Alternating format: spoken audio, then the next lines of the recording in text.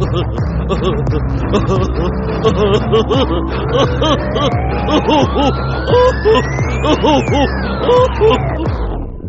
we're back after Cornhill and my brakes failing, and we're thrilled to be back in the summer here. It's still July, and I'm very thrilled that we don't have a Greg, but we do have a Greg. Our own Greg is MIA, but I'm very thrilled to welcome to the carnival Greg Walker. Good. I'm glad to be here. Very good. And you have quite the past. But I always ask, where did the Siren song come to be involved in the crazy thing that is rock and roll business? When growing up, what hooked you to say, I want to do this? Well, I started playing. I've always been into music. I started taking piano lessons at 7 and found a guitar when I was about 14 and just got into it. And I didn't think I was going to be in a band, but one thing led to another, and I was in a band, and then I was in another band, and then just kept on going. I call it serendipity in a way.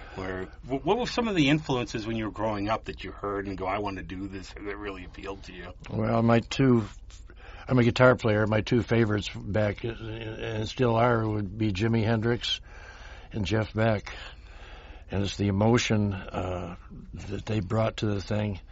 You know, I felt like Eric Clapton was, huge back then. But I didn't feel like he was a trailblazer. I thought he was a good torchbearer for the blues, but those two, of course, the Beatles when I was a teenager.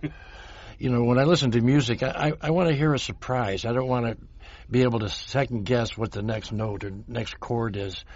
And when the Beatles came out and they started, they used chords and things that other people had never used, and you're listening to it going, holy, okay, that works.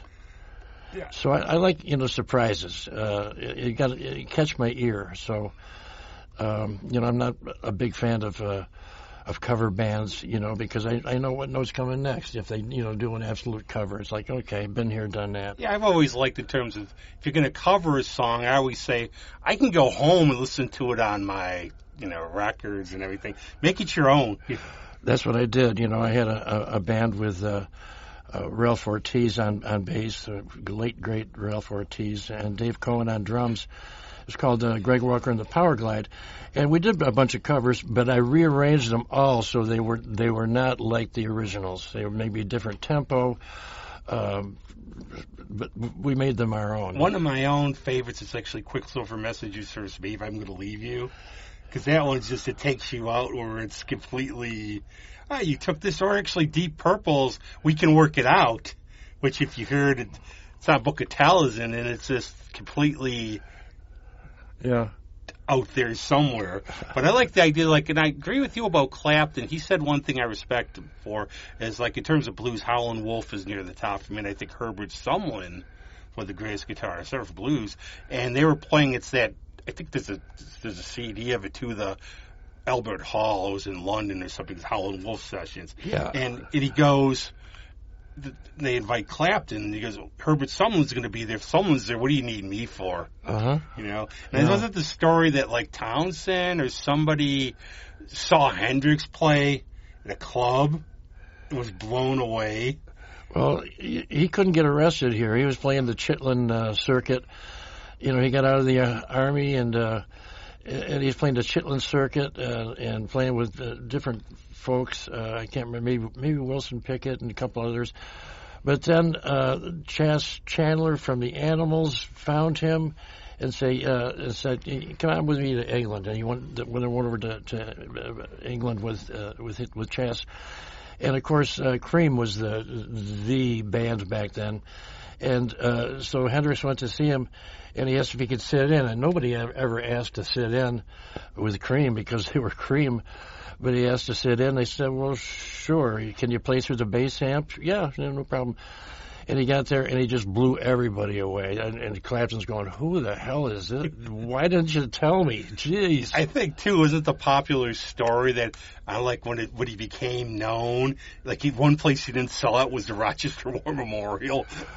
There was a good crowd there, but he had a problem with his amp, and people had ads, and he played 2 or 3 songs and gave everybody the finger and said, fuck off, and left.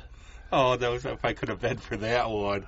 So now going on for your musical journey, what were the roads that led to Duke Jupiter?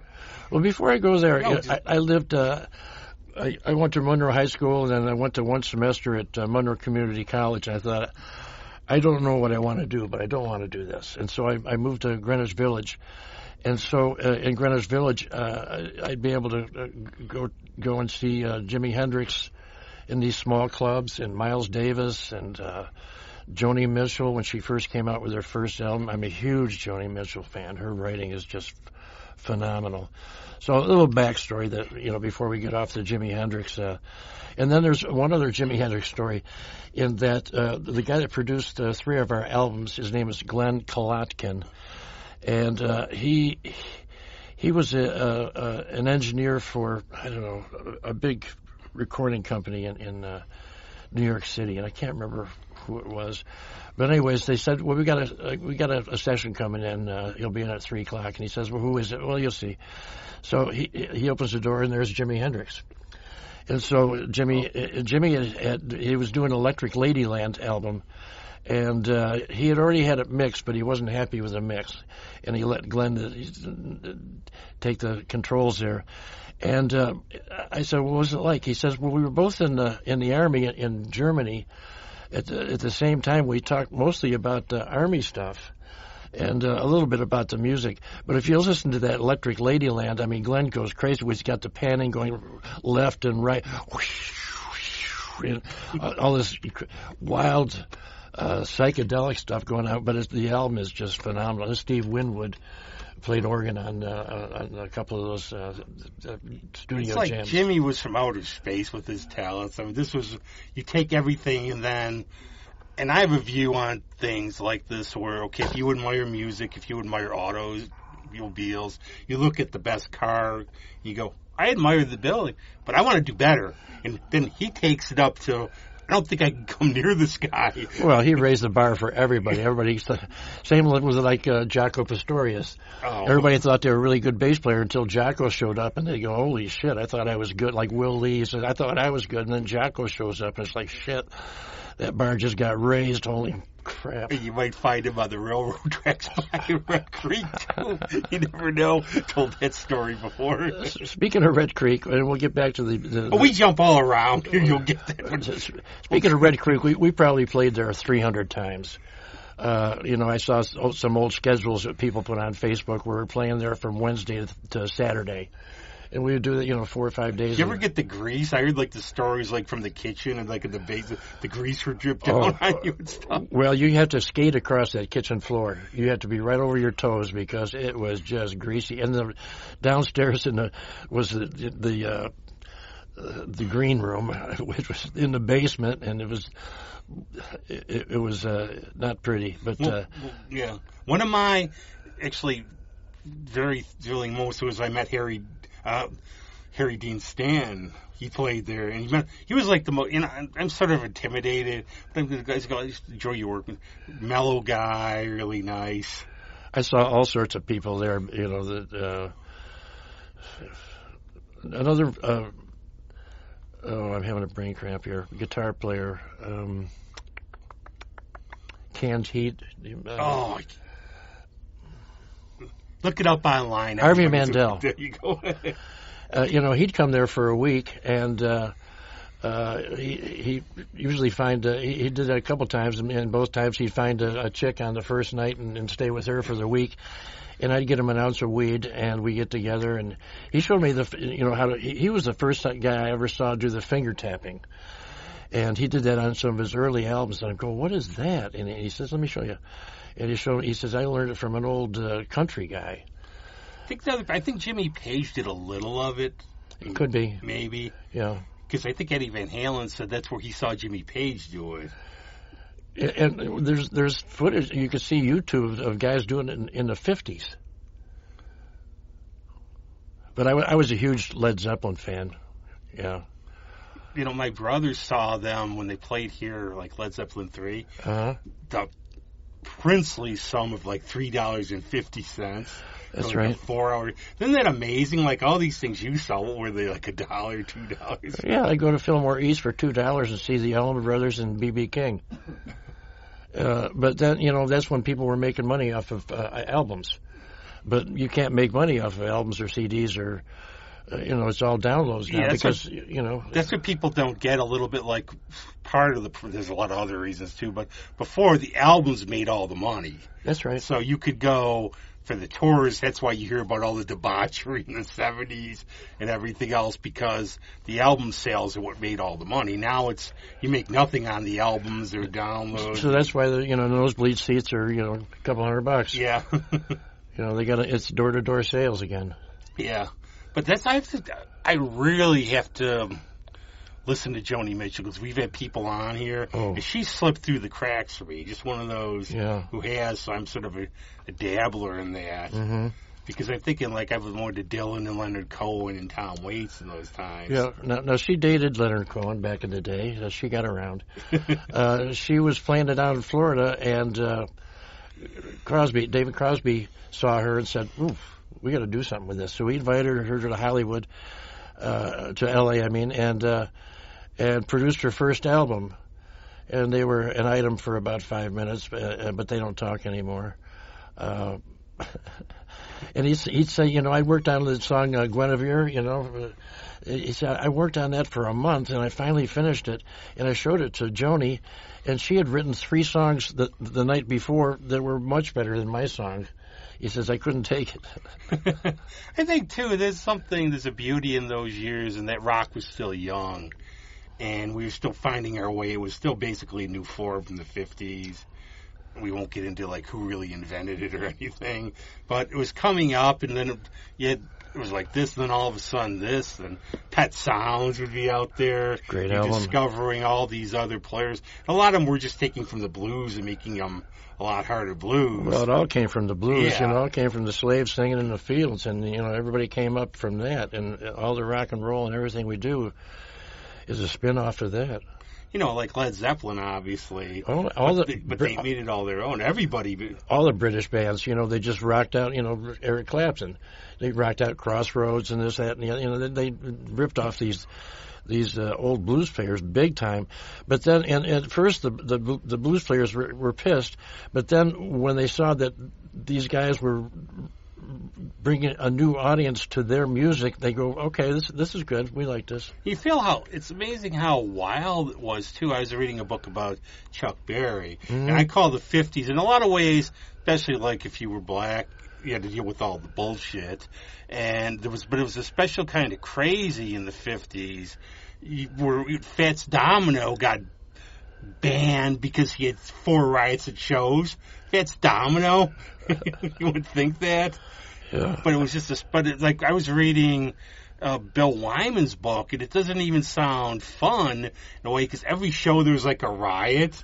Well, in a way that is kind of more fun, I think. But like it's Keith Richards called us like a lame city because he shut the show down after 4 songs. And that's why I always said, if people ask about, well, would you want to see the Beatles? It's like I would pick the Who probably, or someone, or the Kinks, because you wouldn't be able to hear anything. You know, and they only played for 20 minutes, and all you would hear is people screaming and then throwing those, like, jelly babies at John and George, because I guess they found that they liked them instead of throwing them at them. Now, the producer that I mentioned, Glenn Kolotkin, told me about going over to Chuck Berry's house. I said, I went over there, and he says, Chuck doesn't drink, but he brings out all these little bottles that you get on the airlines, you know, all these sample bottles of whiskey and bourbon, you know, gin. And so, he gave me that. But he said Chuck was really into porn. Yeah, the stuff I read in his book, I won't even say it on the show. So, you know, it's up to, I always say it's up to everybody for the artist and the art, and so I go to a certain degree where, But Chuck, you know, we all stand, Chuck included, we all stand on the shoulders of people that came before us. Yeah. And Chuck Berry was huge for the, you know, the way rock guitar players, you know, play that rock thing that he does. And so we all stand on the shoulders, you know, and we try to make it our own. And getting back to Duke Jupiter, should we go there? Well, where are you? You're in Greenwich now. You continue on with your life. So, yeah, Duke Jupiter started in 1973, and there were four of us, and we had an incredible rhythm section. They were just killer. And they both passed, but there was Earl Jetty on drums and George Barajas on bass. I'm Greg. I play guitar, and Marshall Styler was the keyboard player. And Marshall was a very prolific songwriter. Excuse me. And so we worked on a lot of his material, and then you know, I started bringing some songs to the thing. And we were a four-man band, and mostly we were doing instrumentals originally. We were a jam band, and then we started writing stuff. Both Marshall and I started writing stuff that had like two harmony guitars doing a lead. And so then we brought on Don Miracle. And so that was in 73. I was brought on Don in 74, 75. And then we recorded our first. So then we played the bar circuit all over the place. And we did our first album in 1978 at... Is it called Sweet Cheeks? It's called Sweet Cheeks. And it's an instrumental that we did as well. And so they just grabbed the name from that instrumental. And we did it down in Macon, Georgia, where the Allman Brothers had recorded. And Chuck Level produced it. And Chuck went on to have a band, or at the time he had a band called Sea Level, SEA Level, just a spin-off of his name, Chuck Level. And then after that, he became a Rolling Stone, and he's been with the Stones for the last 35, 40 years, and he's the music director for them. So he picks what songs they do and the set list, and so I was talking to Chuck, and I said, well, how's it working the Stones? He says, well, they're cheap motherfuckers. He says, if we're not on the road, we're not getting paid, and I do a lot of stuff at home for them, you know, working on this, that, and the other thing. And he says, aside from that, and so they were doing a gig. I said, can you get me on the guest list? He says, they don't have a guest list. Okay. Tell them to stick Hand of Fate in one of their shows. It's like I consider that like one of their most underrated songs.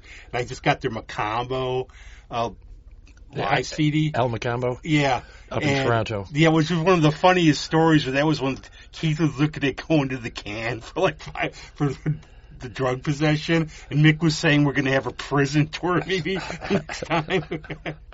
But that's like one of, you know, I'm sure anybody could pick whatever, but that's like one of the most underrated songs I think by them. So I'll stick it in one. Then I'll be like, yay! So getting back to the first album, it's down at Capricorn Studios, and Johnny Johnson, the percussionist for the Allman Brothers, he was in the studio. I said, hey, they call him J-Mo. I said, hey, J-Mo, would you play percussion on this? He says, sure, let me find the right instrument. So he goes around for about a half hour, and he comes back, and he's got a xylophone, you know, like a marching band has, and he's got a little Hall's Mentholyptus, and he's holding it by the twist on the end, and he's hitting one of the notes, and he says, yeah, that's it right there. And I said, Jamie, wouldn't you rather play bongos or... No, this is it. And so it's like... Then we went out to eat, and J-Mo orders mashed potatoes and this, that, and the other thing, and he takes it and mixes it all together. It's like, oh, boy, wow. That's like... He says, well, it all goes to the same place. And so these guys were characters. Joe did that? Always my mom. She would always, the one thing when I was a kid, we have to get the bread. I have to push my food. And she would, like, push it all together, the mashed potatoes and everything. But how was that, too, I've been asking a lot of friends this question, too. How was life on the road, doing that trip, playing in all the bars, life on the road? I was glad I was young. It was fun. It was exciting. It was all hand to mouth. You know, we barely made enough money to live, but we got to really, tighten up our chops. And, yeah, I mean... I asked my friend Alex Coe-Taylor, he's touring with Michaela Davis, another friend of mine. I said, Alex, how is this? Because I'm getting to the point where I've traveled for work a lot and everything. I'm getting more... So like since 2020, less of it. And now it's like, well, are you playing tonight? Yeah, what are you playing? Oh, Webster. It's a tad far, isn't it? It's like I was just in Geneseo for his show. I was like, this is like going to Connecticut. This drive home on these roads and everything. But what he said to me, he's like, that's better than a regular job. Yeah. I mean, back in the day, we'd play in Buffalo, not that very often because Buffalo is more of a heavy metal town back in the day. How was Buffalo back then, like, for the scene? Well, you'd start playing at 11 o'clock, and you'd play to 3:30 or so, and then tear down and blah, blah, blah, blah, blah. But, yeah, like I said, we started at 11, and now if a band starts at 9, I'm going, that's too late for me. Yeah, it's like we used to have the Bug Jar time, or first time I ever went to the Bug Jar. I see a couple friends like, clearly it said it started at 9 o'clock. There's nobody there. That's midnight. Nobody's started yet. It's got a little better. But something I've read a lot too is a lot of bands especially in the 70s, would have like steady gigs at places where you would play multiple times a day at places. I don't know about that. No, but there are a couple, I guess on Long Island you can make, like the Good Rats were one of them who did it. We played a bunch of gigs with the Good Rats. Yeah, I remember when they were here all the time. Yeah. But I have to ask, how did you come up with the name Duke Jupiter? It was a sex toy. Oh, doing a little Steely Dan there. It's kind of a Steely Dan story, yeah. It was a sex toy that was supposed to rocket you out of the universe. I don't know. See, I always look for names. Big and shiny. Oh, goodness. Too much information. Well, I always tell people for names for bands or for anything else, even like this, businesses, get something that looks good on a shirt. Now, I was going to say that before I could imagine a Duke Jupiter character. Now, I don't know how that would look on a shirt. But one thing, something else you illustrated, though, was about making your first album. It was 5 years in, so you had to be like a tightly wound machine. And you had now I think one of the problems is they just look for automatic, no staying power people of the moment. Mm-hmm. And they bring them in, they hopefully get a hit or something, and they just, by the second album, nobody pays attention. Where you were, and I could actually do a pro wrestling analogy too, where like in the old days, people worked the territories for years before they got to the bigger places. Yeah. But you had 5 years of experience. And songwriting. Yeah. And so we developed the songs and we had an audience. So you go out and you play, and if we felt like they should be dancing and they weren't dancing, we go back and we were a hard working band. If we weren't playing, we were rehearsing. We were, 6-7 days a week. We had a rehearsal hall downtown.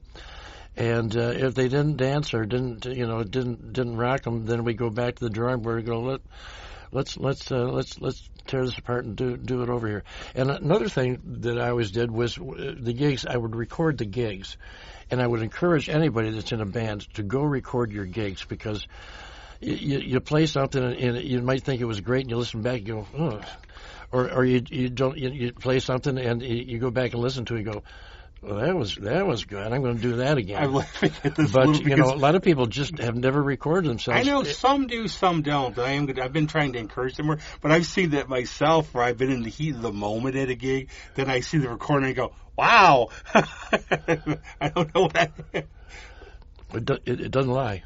Yeah.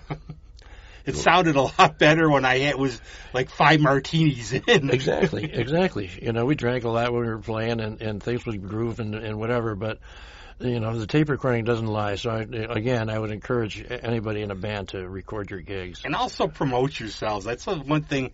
Some of my friends are just not really, that's part of the nature of the beast. They're not going to come out, hey, I know you sing, come play. Mm-hmm. And that's pretty much that.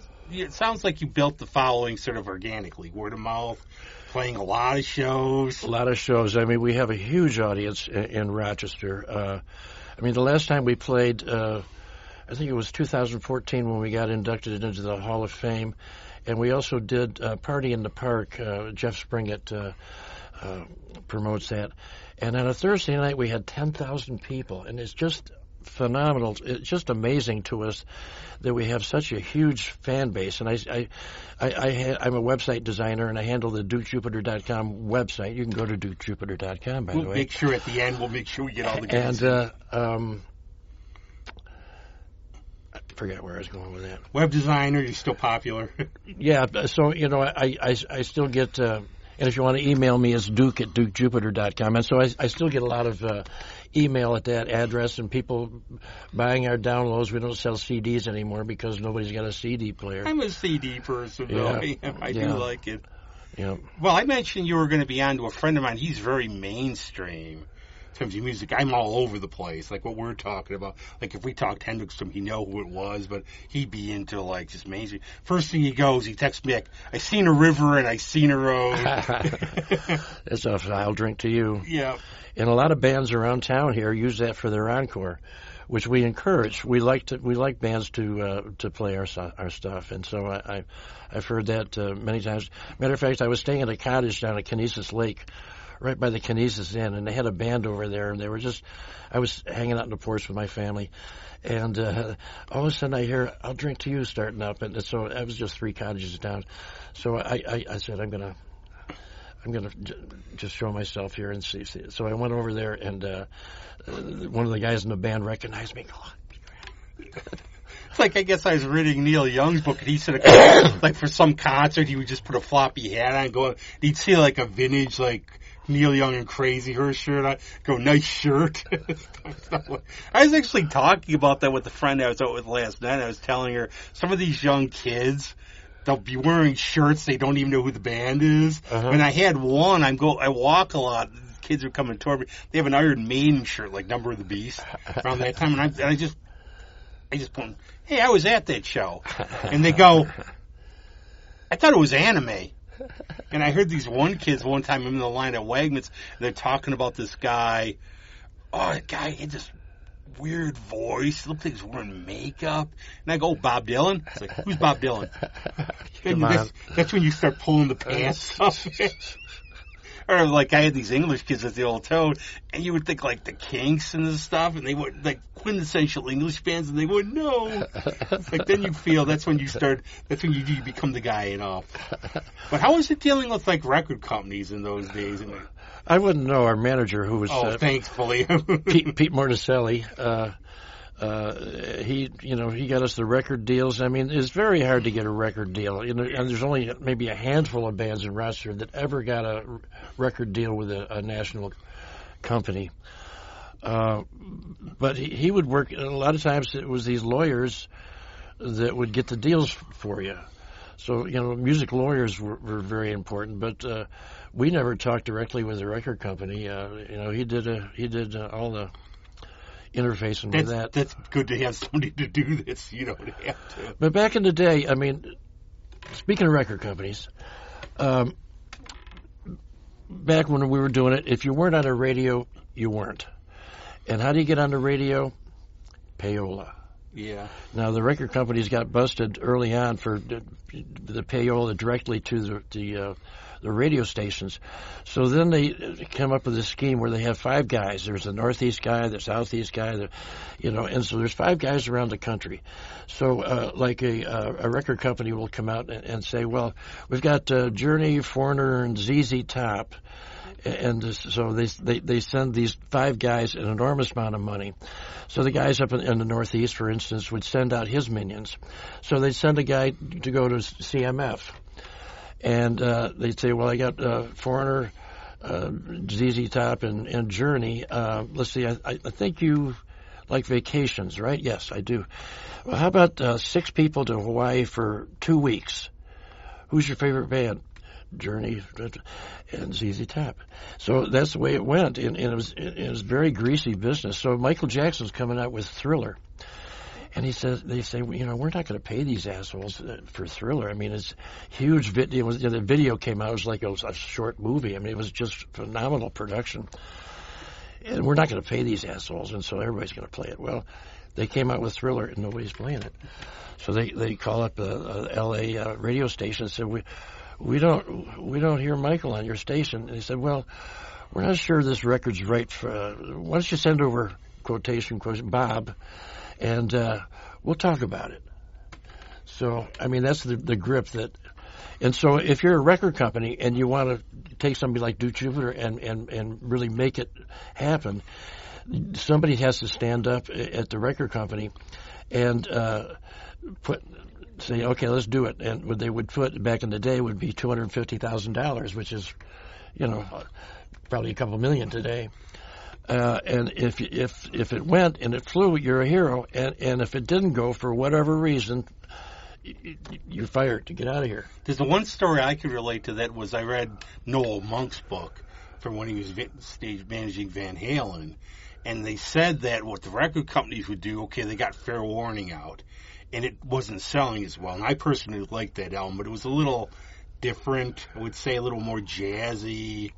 So what they did was they sent their characters out there to either like Coke or Money That's right. to play it more, and then it went up in sales. That's right. But did those five guys form a burger joint after?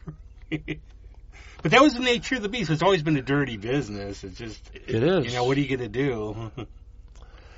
It is. I mean, some of the most talented guys ever will never make it to a record. No, I used to dabble in movies here, and my friend Beth and I, we did one where we broke a camera, so we had a benefit concert. We found some guy in Georgia and brought him up, and the guy was really good, and I'm just saying to her, there's people all around the country you're never going to hear about. That's right. It's like you could say, like, pick a band around here and go, why aren't they? Because it just is a lot of other factors. But I want to go back to the music a little. What was your songwriting process as a group? Like, how did you get your ideas? Who was really the person that came out, well, I have this idea, I want to do this? So Marshall was very prolific, and he'd bring in a song, and he actually would have done some of the arrangement in his head, and he'd say, well, here are the chords, and let's run it through and see how we do. And the same thing, I would bring in a song. And I just throw it to the band, and we jam with it. Now that song "I'll Drink to You," which is probably our most popular song, we worked on that for months, and it just wasn't happening. It was just lying there. And one day the bass player George just went boom, boom, boom, boom, boom, boom, boom, boom, boom, boom, boom. He started doing, and then I said, wait a minute, let's keep doing that. And then I did the chords on top of that, and Marsh, I think we got something, and we were getting ready to cut that one loose, and it just George played that bass line. We go, that's it. We got to keep her. It's like Tom Petty doing "You Wrecked Me," and I guess at first he had the rhythm, he had everything, but all he had in his mind was "You Rock Me." He didn't want to go, I don't want to do a song. Come on, that's so cliche. So I think Mike Campbell said, "How about You Wrecked Me?" Ah, bingo. Sometimes it's just that one thing that connects. And from what I understand from them is Tom would write the words, and then what's his name? Mike Campbell would write the music. Yeah, but I famously met his German Shepherd. So yeah, I backstage Tom Petty's on his phone. I never met him, but I hung out with his German Shepherd, so I got that going for me, which is good. That's right. But what are some of the other songs, too, you started out with? Because all we hear is I'll Drink to You. And I remember there's some more after that, but, like, what was some of your favorites when you started? Yeah, well, the first thing that CMF was just so good to us. They played so much Duke and really got us on the map. They were just so generous. But there was one song that we on our first album that they embraced. It was called Days Between Us. And it was an instrumental, and it was just two guitars doing this beautiful melody through there. And then we had a song that was popular. It's called Trouble in Paradise that I wrote. And probably another instrumental on there. And we're just getting away from the instrumentals because the record company says, forget their instrumentals, you got to sing. So, okay, we can do that. That reminds me a little like the story about Richie Blackmore's Rainbow, where in Ronnie James Dio's book, they did it was more sort of proggy, and some of the first couple albums I thought were really good, but then Richie just canned them all, and the reason he did was because the sales were middling, and he couldn't take it with his ego, so that's what became more just hard rock and pop. Yeah. You know, that's like, I think I would call it would be more of like if you were doing all instrumentals. And I've talked to people like instrumental bands here. You get a niche audience, sort of. Yeah. You know, they got to hear the sing. You know. Now, Dio was from Syracuse, right? Sort of like around more Cortland, Syracuse. I remember driving home from Philly, and there's like a sign home of Ronnie. It's like upstate New York. Oh, really? But I'll give you a quick, funny story where he took his name. He thought it sounded like a gangster name. So that's so they're playing like a residency in upstate New York, and the bartender, and he's like, oh, you relate to Jimmy Dio, who's like a big mobster in Florida? It's like, he's my uncle. Uh-huh. So what happens is they're playing the gigs, and then the bartender, I guess, was connected. He goes, well, I told your Uncle Jimmy you were playing. He was interested to hear you were playing. He's going to come up and see you. So the last gig, you can find this in his autobiography. He's looking around. They usually hang out afterwards. They hope he's not dead. So then years later with Alf, they're playing in Florida. Uh-huh. And I guess it was the one gangster with a sense of humor, because they play a gig, then they get all this food and drinks, and a guy comes up and winks at him and goes, it's all compliments of your Uncle Jimmy. So that's the life. It's good to be connected. Yeah, good to have a guy with a sense of humor we never would have heard of. He would have been a rainbow in the dark. Now this is, I think, where I maybe first heard of you in my wee years, was the whole thing in the big concert you had here that attracted MTV. It angered the police, angered some streets. We got barred from ever playing in Rochester again, but that didn't. It was a Memorial weekend. It was a gorgeous weekend, and they expected about 3,000 people. Where was it? It was in Charlotte Beach, and ended up being about 30,000 people. And, guys can relieve themselves very easily, but the women, the lines of getting into those, porta potties. Oh, goodness, thinking of that, I would not want them to go swim in Lake Ontario after that show. It was amazing. It was the best media we ever got because, 8, 10, and 13 both had big things about it, and even MTV, Martha, what was her name? I can't remember. Martha Stewart. Yeah. No, that's the cook. Oh, Martha Quinn. Martha Quinn. Yep. And she says, they were so good that they've been banned from playing in their hometown, which didn't last. We played a lot here. So after the band broke up, well, we'll get to there. Yeah. So that was the first album. Then we did another. And there our fourth album, which we called Duke Jupiter 1, which is confusing because for us it was a new beginning because we decided to go with a more rock and roll format, and Don Miracle and Dave Hanlon was the drummer for that. Dave's in Syracuse. And so they left, and we got the amazing Dave Corcoran, who passed a few years ago, and he was from Syracuse. And matter of fact, there was a band in Syracuse, I think it was Crack, C-R-A-C, and we switched drummers. Dave went to play with them, and we took their drummer, Dave Corcoran. And at the time, I was living with this guy. I had an apartment in the Park Avenue area, and he was a coke dealer. And it was making me nervous, and so I kicked him out. And Dave came and lived with me for the first year or two that he joined the band. And so then we got back to being a quartet and put out Duke Jupiter 1, which had I'll Drink to You and Rockin' in a Motel. And it was a rock and roll album, Rockin' in a Motel Room, et cetera, et cetera. And it was a new beginning, and that really kicked it off. And then we were on tour with the Outlaws, and we were in Pittsburgh, and MTV crew shows up, and this was like the first month of MTV, and they're going to film the Outlaws, and they said, "You want us to film you as well?" Yeah. And so they did that, and that was the live video of "I'll Drink to You." Oh, I had a myth in my head for years. You've actually proven it wrong. I thought I swore there was the Auditorium Theater. No, it was Pittsburgh. And so I think it was a Tower Theater. Anyways, yeah, so that MTV was huge back then. And that really got us on the map. And that's when we started touring with bands. And for the most part of our career, we were an opening band for all these bands, ZZ Top, Foreigner, David Bowie, on and on and on and on. How was that, too? When you're coming out to, and sometimes you have an audience wants to see the head, how is it? Is it like sort of do you get like the goosebumps playing with some of those bands, especially like just knowing, the audiences might be waiting for them and you have to go out there and prove yourself? The worst gig we ever had was the record company was out in L.A., and so our manager got us a gig with Lita Ford. Runaways, yeah. The heavy metal chick. And I said, Pete, this is not a good match. And so it was at a Six Flags park. And so we get out there on the stage, and it's all teenage kids. Never heard of us. They're there to see Lita, period. And we got on there, we played a song and just kicked ass. And as a song, there's like almost no response. It's like, oh, shit. Here we go. It was the worst gig we ever had. And all the record execs are there. And it just took the air out of our balloon. And we just, it was pathetic. It was the worst.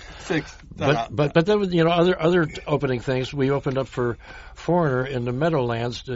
Huge, 22,000 people indoors. I mean, that's a lot of people in an indoor show. And we played 2 nights with them. We got an encore each night. You very rarely hear about an opening band getting an encore. But for the most part, most of the bands treated us well. There were a few bands that were not very nice, that wouldn't give us a sound check or barely gave us a sound check. And then, the guy running the board, we had our own sound man that went with us to mix us, and they would, pull back the throttle on the volume there, so they intentionally made us sound not as big as the opening act. This so high school. Actually, there's a good story from Geddy Lee's book where I guess Aerosmith treated Rush like absolute garbage. I heard about Aerosmith that he would go around trying to unplug and stuff. And what happened was Joe Perry, when he left, he was sort of desperate because he couldn't get on a tour. So he managed to get on the end of one of Rush's tours. So Geddy Lee tells all the staff, if he wants something, give him 5 times as much. Treat him great. So at the end of this tour, he comes out and he asks Geddy. Geddy goes, "Are you happy with everything how it went?" "Oh yeah, this is incredible." He goes, "Good. I didn't want to treat you like you treated us." Yeah, I mean, I heard Steven Tyler would go around if the band was too, like when Van Halen was opening up, he'd go around and start unplugging stuff. Yeah. Just sabotage. I mean, how insecure is that? No, because I would say like the best bands would say. And I don't Kiss that. I don't know if I believe them or not, but they would like try to bring acts and say, "Hey, try to do your best, and we'll try to outdo you." But I would think you would fit in really good with ZZ Top for some reason. ZZ Top was great. Now, I got a story about that. There was a promoter here, and maybe he's still around, John Scher. Oh, is he still around? No, I don't know, but I just remember his cousin or a relative I went to school with, and I remember John Scher Productions. It was all over the place. Big, and he'd book these big shows in New York and elsewhere. And so our manager gets a call from John, and he says, "I got a predicament here." He says, "ZZ Top is playing at Madison Square Gardens tomorrow night, and the opening band, we need an opening band." He says, "Can Duke come and play the gig?" And this was on a Friday. They called us, and I yeah, sure. Well, get your guys together, and I'll give you a call back in a couple hours. So he calls back in a couple hours. He says, "Well, I got some good news and bad news." And our manager says, "Well, give me the good news first." He says, "Well, I got you a couple more ZZ Top gigs." "Wow, that's great. Love ZZ Top." And he said, "What's the bad news?" "Well, there was a radio contest in New Jersey, and whoever won that contest was promised to be the opening band for ZZ Top, unbeknownst to me. So I screwed up. I'm sorry. And he says, I never heard of this opening band. I see a picture. It's some kind of glam rock, Bon Jovi, I guess. I don't like, but I have to say, I saw them open twice, and they bored the heck out of me. We played a gig with them one time. But I guess I'm wrong. We played a gig with them one time in Alpine Valley, which is a ski resort in Wisconsin, I think. And there was like 8 bands there, Blackfoot and us and Outlaws and blah, blah, blah, blah, and Bon Jovi. And I saw them play, and I went up and said hi to them. But I watched them play, and it's like they look good, but it's that bubblegum rock. But the music is not. I will have you know, Outlaws. My own trivia. Only thing I ever won was from CMF. I won tickets to see the Outlaws and the New Riders of the Purple Sage. Then I had to do the embarrassing. Well, my mom has to pick them up. I don't know age or whatever. But how do you? As a musician, too, how do you think for the ZZ Top's a good example where they were, I love them, great band, they were popular, but then because of MTV, they up here because of those clever videos. Yeah. And what did this really do? It's like the old video killed the radio star in terms of music, where you had to be sort of presentable or try to. See, I didn't like MTV because the image became more important than the music. You know, you got a flock of seagulls with their hair all over the place and all this stuff going. Duran Duran would be one that sticks out. Yeah, and so the look became more important than the sound, because with the sound you think up your own story that goes with that song. But I thought that the videos cheapened the music. Yeah, I agree. And I do like go through the ages, like some bands doing promo. Like I used to like Midnight Special, Flight, all these. But I think it was for promotion. But I think it became more important. It was like, what was the first thing we're going to do? Spend like $500,000 on a video to promote. Yeah, and that's what it did. We were on a couple of those. I think we were on Midnight Special. We were on MTV Night Flight's the one. Yeah, Tony Tennille's show. And so we loved doing it because we're playing live. You know, it wasn't staged videos. We did a couple of staged videos. I remember one. It's like it was at a gas station or something. Well, yeah, that was just.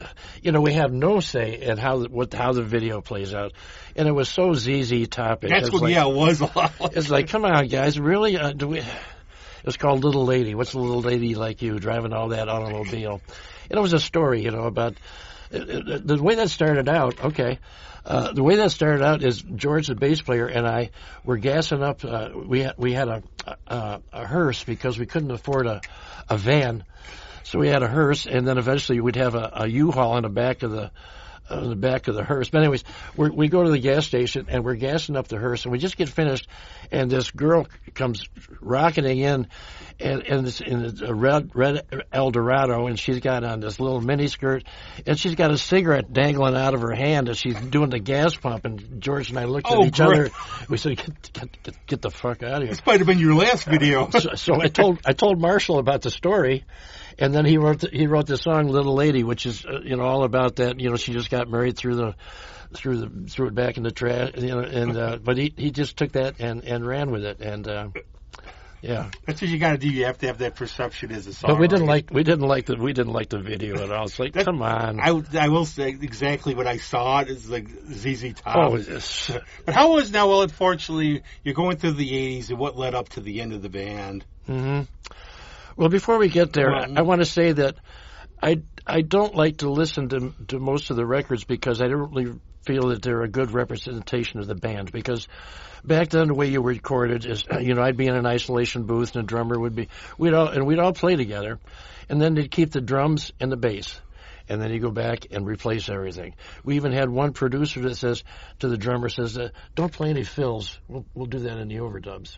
So you just didn't get that live thing where with a live thing, maybe you pull into some kind of rhythm. You know how many times I've heard that from guests on here? We had the members of the band Whale on here. Sure. And they were just saying, like, about I remember those guys. We played a couple of gigs with those. They had some good stories, too. One with, like, they found there was, like, a snake that escaped in the building they played. They found it in an event. But they were saying the same thing about they don't have many recordings. And they, like, I was, like, saying, can we get any of these? Like, the quality sucks. Yeah, no, I don't. The band sounded much better than the albums did. Yeah. And so we did our 7th album, and we just still weren't getting anywhere with it. We were an opening band. We're still living. As an opening band, we're playing with REO Speedwagon, for instance. We did a lot of gigs. We played with them for a couple of months, anyways. And it was in the Rust Belt. And they had a huge following there, where they're from Champaign. Yeah, well, they're huge here, too. They were enormous. They would sell, like, 2 War Memorial shows an hour. Yeah. And so all the shows we did with them were arena things. And so it was like 20,000 people every night that we played with them.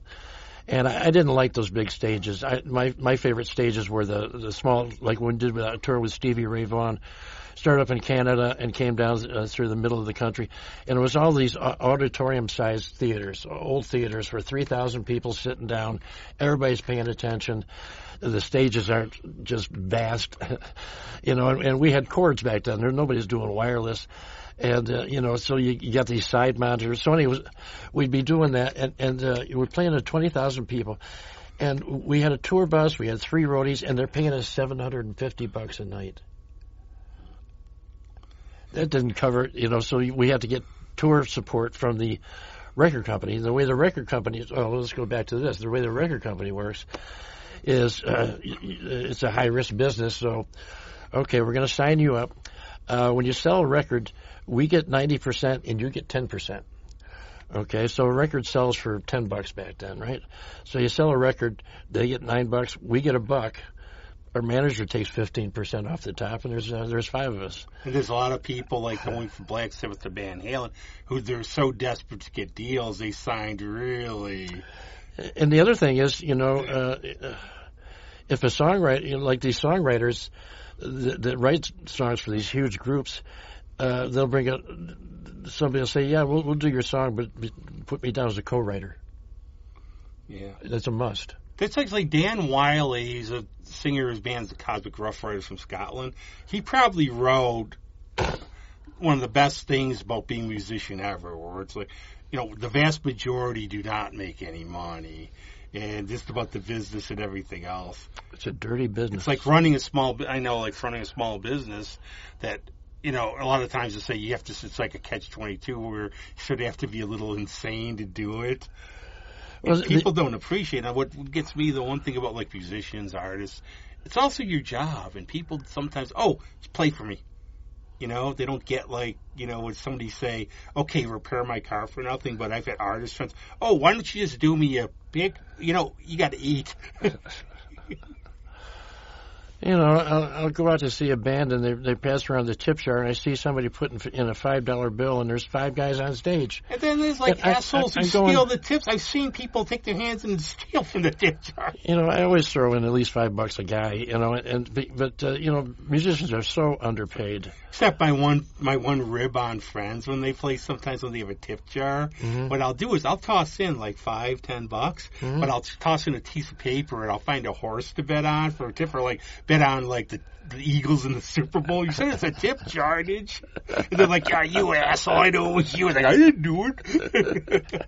I was going to get like $10 worth of pennies. Yeah, well, I don't, here in Rochester, I don't see people using tip jars so much. I mean, like because like shows that are free, like at the Little, the past the thing. Yeah, like the Little and the Record Archive, which is a great little venue. Goodness. But they have a tip jar there, but they every place you should have a tip jar because I'm fine with paying $10-15 to see somebody if they're really good. And I'm also and if I like them, I'll throw in another 5 or 10. I'm also of that thing where I quit drinking. It helps like going to a concert, drinking a multiple amount of gin and tonics and passing out in the snow, then you quit drinking. Yeah. And the thing is, so if I'm going to a club, I just feel like a bit of uncomfortable, if it's a bar and I'm going to see something for free. So, yeah, pay. Plus, I also think if you're paying, this shows people want to come and see the show, not just sit around your wallpaper music. Mm-hmm.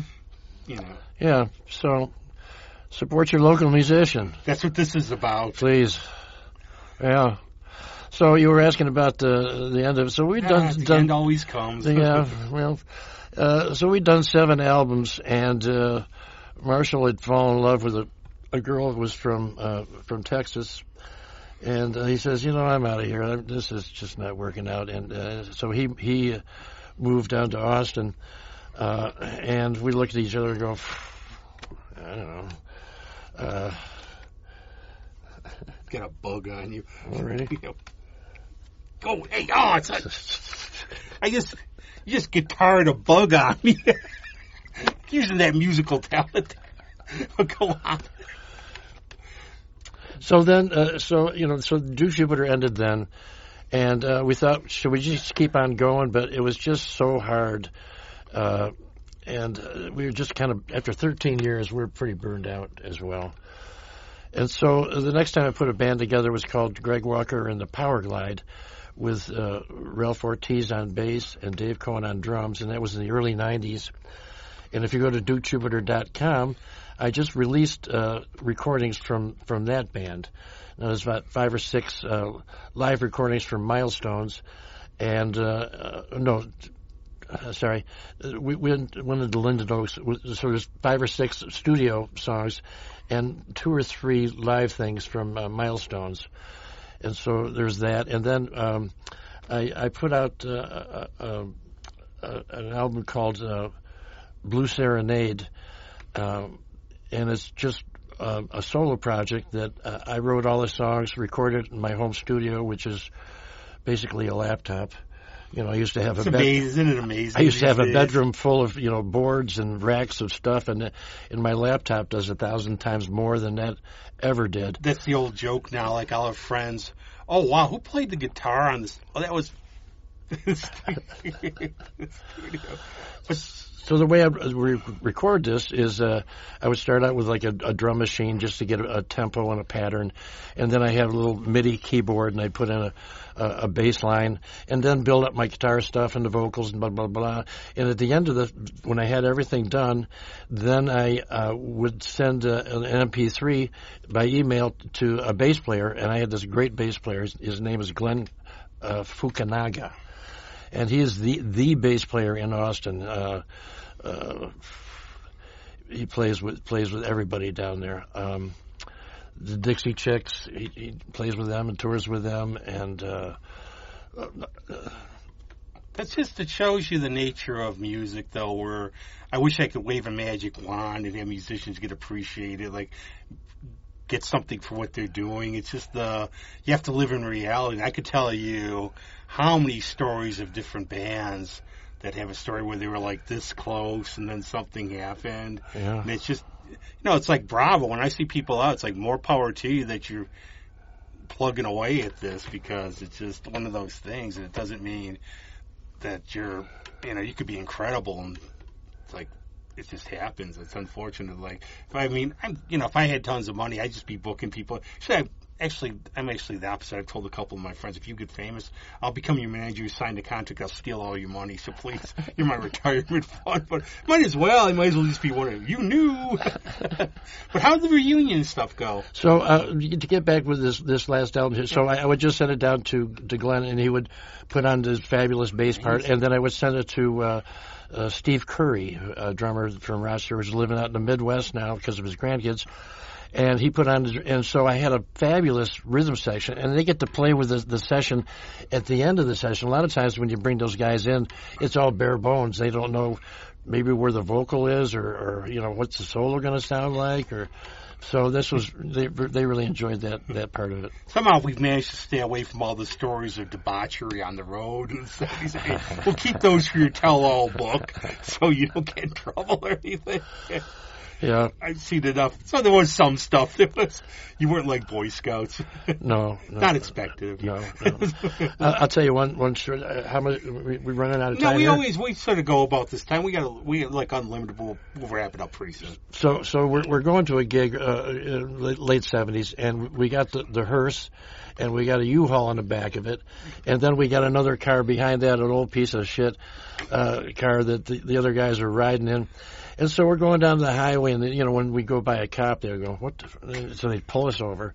So back in the day, you'd know enough to take your weed and stuff it down in your underwear, so it wasn't in your pockets. And so they pull us over, and there's like good cop, bad cop. And what do we do with them now? Well, I have them line up. Okay. Well, what do we do? Have them empty their pockets. So we pull it out, and one of our roadies pulls out a bag of weed. And so he says, "Come on with me." So he goes over to the cop car. He's gone for about 15, 20 minutes. He comes back and he says, "We're good to go." And I said, "What?" He says, "It turned out he and I were on the same Navy ship. And we talked about Navy stuff. And he wrote me up a ticket for squealing tires. And I said, "You weren't even driving." He says, "Well, we're good." I always say, why was ever criminalized to smoke a plant? But then again, we wouldn't have had those good Cheech and Chong movies, stuff like that. I've always found weed to kind of open my creative doors. I would smoke weed before the gig. One of the funniest stories was, I think it was at Rush, Hold Your Fire tour. It was like the first time they were doing strip searches at the War Memorial. And you should have seen all the people when they heard they're searching running out. David Bowie got busted here. Yeah. Remember, you can go see that. The other thing I love from the War Memorial, too, is like when the lights went up, you would see the huge mushroom clouds of smoke and everything. Everybody was smoking back then. You don't see that so much. Even though it's legal now, you don't smell it. I can't because of my allergies, but now we're going to the reunions. How did they come about? Oh, the reunions. Yeah, well, popular demand in our...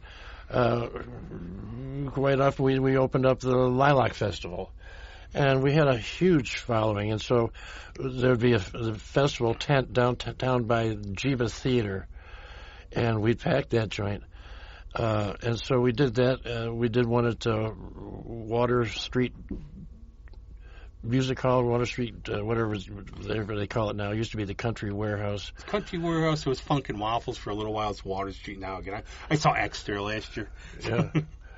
And so those were so well attended, and that was the first time we ever made money. I mean, we could walk away from those gigs with $5,000 in our pocket, where when we were actually a band, it was hand to mouth. That was like when you met the Crazy Fan the one time, because there's a band I followed from Kentucky that couldn't play here the one time. They're canceled, so we went to Marge's, and you were at Marge's, and I'm looking over going, "Hey, is that dude Jupiter over there?" So I'm the crazy guy who came up. He's like, "Yeah, you guys do Jupiter."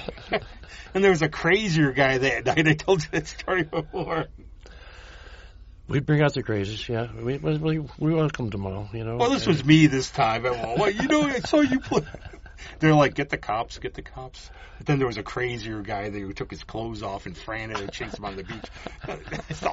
The sight of that, you never get that out of your head. Can't unlook That's a song you could write about. You can't unlook that. But what's coming up for the future for you and everything? What are you doing? Just moving along? Well, I don't know. I had cancer 3 years ago and got rid of it, but I don't have the stamina to get up and play on a stage for an hour and a half. I just don't have it. I continue to write music. As mentioned before, you can go to DukeJupiter.com and listen to all the Duke Jupiter stuff, the albums. Plus, I have two albums on there of my stuff. So I love music, and occasionally I'll go out and jam with a band because I just feel like playing. But I'm not going to put together a band and. You know, one thing I get a kick out of, like some bands from the era, and my brother was in New Math, Jet Black Berries. And you would get, but you would somehow, like, there'd be somebody in Oregon who found them, like some young kid. And I always got a kick. Do you ever get, like, emails or anything from younger people who discovered your stuff? I get emails from people in Germany, Isn't Italy, amazing? And they buy our CDs or were CDs and now downloads, and I'll email them back and say, "How did you hear it?" Well, So every story is different, but the internet's a wonderful thing. It is. I got my kicks of this one time when I went to go meet Dick Dale at the Hog, and I'm there. And it's Dick Dale, so he's 2 hours late. And then he starts talking to me, and I'm going to get jumped in the parking lot because by the time we're done, he's inviting me to his house at Big Sur. And the people are like, I'm going to get this guy. But what I saw behind me were these kids. You knew they were like sort of the outcasts in high school. I'm going, that's awesome. Like, there's the high school kids. It's like when because I would like Gun Club and all these other like bands in high school. Too, but I would like the popular stuff too. So It's just good. There's so much. I always say that's part of the show is local music, but also get out of your comfort zone. Try some different stuff. You might, it's like that kid in the commercial. You might like it. Yeah, try some Bach. Getting back to Dick Dale, who was a fabulous Telecaster player. We did a gig with Roy Buchanan, and he was just a phenomenal. I was picturing him. Like, his amp didn't come through, and I had this old Fender Twin. And he says, can I play through your amp? And I said, yeah, but don't turn up past 8 because you'll blow the speaker. Well, he blew the speaker, but he would turn his amps around backwards, facing, so it didn't kill you. But backstage before the gig, there was just one big dressing room, and he's drinking whiskey out of a bottle and quoting the Bible. I mean, it was just bizarre. I think you got to be a little like there to be. I think people who are really creative and like up to that level we'll never get to, they're out there somewhere in, like that. I think really advanced musicians, especially jazz guys, are just really highly intelligent people. That if they applied themselves to anything, they'd be good at it. And engineering, I would think, especially because. Or code writing, because music is math. And, the people say, well, he's so talented. Well, I feel that talent is an overblown concept. If you spent the thousands of hours that I spent doing it, you'd be able to play pretty good. Now, you can't teach creativity or whatever, but talent is because somebody's so obsessed with it that they just can't put it down. That's one of my things. We were talking about my little high school band and how I sucked. But my thing was I'm like sort of a polymath where I'm into so many different things that you have to really focus, and I just don't have an obsession for it. Mm-hmm. But I will give you a really quick, one of my funniest encounters with musicians. So Saxon's playing at the Penny Arcade. So let's go meet him. They're at the Hog, right? So I go down there, like Biff Bifford. They look like something out of Spinal Tap, which is awesome. So I'm going down there and like, Mr. Bifford, I really like this album. And he's like trying to sign me because he's just not even paid. He's going, this marker's fucked. So that was weird. But that was fun. But it's been really cool, and I come back again sometime when Greg's here. Yeah, I got more stories that I can still tell. We'll have stories part 2. You have to deal with the drummer like he didn't deal with our drummer. He's probably he's doing a gig today. Uh-huh. Just the one thing, he's like, he plays still. It's amazing. He's like in 100 bands. A drummer can do that. Yeah. I guess. I mean, they're not musicians. Well, you don't have to learn the chord changes. No, this has been really cool, and it's like I agree. It's amazing. One of the other things is like just growing up here and like Foreigner. So one of my really good friends, Rob Mouse, is playing drums for Lou. Uh-huh. I've had friends in bands open for bands I've seen or get to meet people. Yeah. And growing up with you and seeing, this is sort of... Rochester is... Well, in a way, it sucks because we're old. But, we're still here. I've just gotten better, older, better. But let's play something from Blue Serenade. Yeah. Your choice. Yeah, choice. Let's play the number one thing there. It's gonna... so this is my solo thing, and going to be Gonna Build a Bridge is the name. And where can you get it on your site? Repeat your site and everything. Sure. Go to DukeJupiter.com. I'll never get that out of my head now. I didn't think it was like that. I thought it was like a dude. But thanks a lot, Greg. It was really fun. Yeah, thank you for having me. My pleasure. Yep. Oh, that river gonna build a bridge. You can meet me halfway.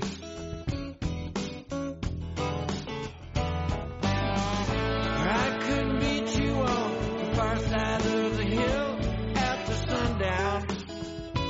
I could steal away. I could play sweet soul music, baby, we could sing.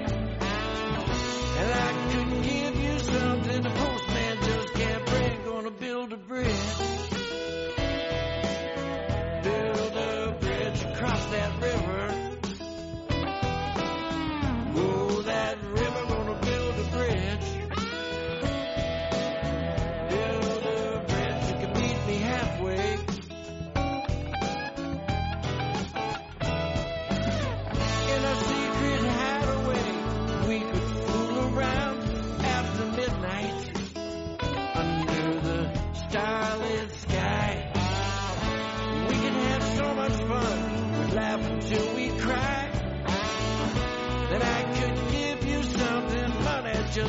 back, gonna build a bridge.